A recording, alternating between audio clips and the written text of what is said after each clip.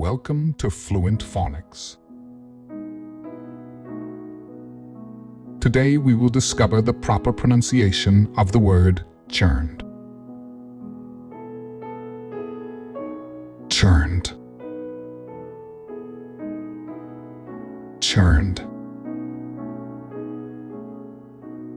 Churned.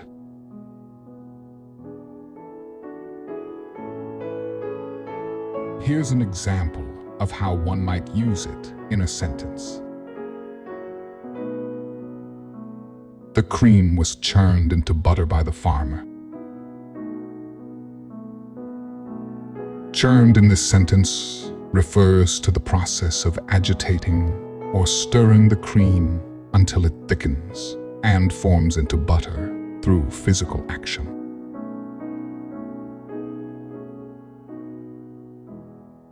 Thank you for your time. If you enjoyed this, please like and subscribe for further content.